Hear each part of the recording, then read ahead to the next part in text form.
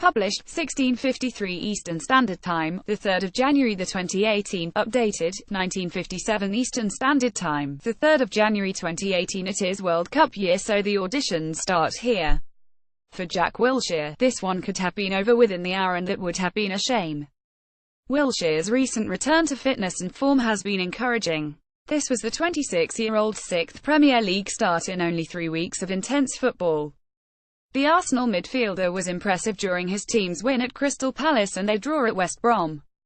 Here, with bigger questions asked, he was progressive once again. Jack Wilshere scored Arsenal's opener as they drew 2-2 with London rivals Chelsea. The 26-year-old impressed in patches but needs to stamp his authority on midfield more. His goal will not harm him. The first of the game, it was well taken. His attempt to deceive referee Anthony Taylor with a dive after already being booked was less clever. It would have been a huge call to send Wilshere off. Taylor's view was obscured, and from 15 yards away it would have looked a marginal call at best. Nevertheless, fortune was on Wilshere's side, and his experience and football intelligence both mean he probably should know better. In the wider context of Wilshere's attempts to resurrect a career blighted by injury, England manager Gareth Southgate will not consider him for his World Cup squad until he proves long-term fitness. It is still hard to look away whenever he goes to ground. Here at the Emirates, Wilshere looked robust enough. He was booked early for a late tackle on Cesc Fabregas and then withstood what was probably an inevitable return dose from his opponent. So far so good, then.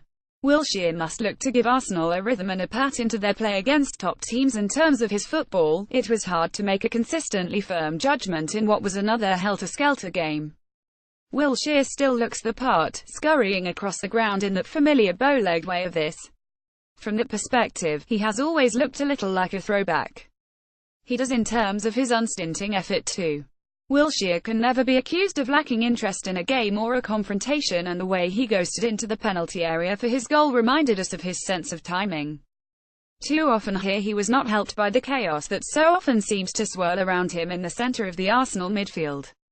Why do Arsenal's games against good opponents always turn out like this?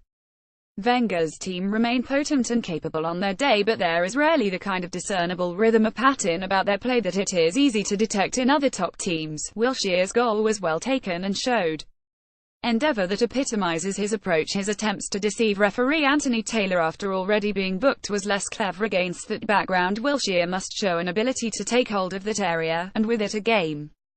That is the role he seemed destined for as a younger player, and it is what he must aspire to now. There was a time when he may have developed as a lone holding player, but that now looks beyond him. Previous England managers reached the conclusion that he has never been able to time a tackle quite well enough to play there.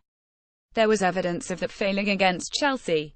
Equally, there were signs of the vision and creativity that marks out special players from ordinary ones. He is at this most dangerous when passing forwards or attacking on the turn, forcing defenders to make decisions they don't wish to. Here Chelsea's backline didn't always look comfortable when he chose to break from deep. Wilshere really can still pass, too. One lovely ball from deep in the second half found Alexandre Lacazette and almost led to a goal. A minute later Wilshere scored himself. Ultimately, it wasn't enough for Arsenal to win this game. From the moment they scored first, Wenger's team regressed. For them, and for Wilshere, the steps forward remain small ones.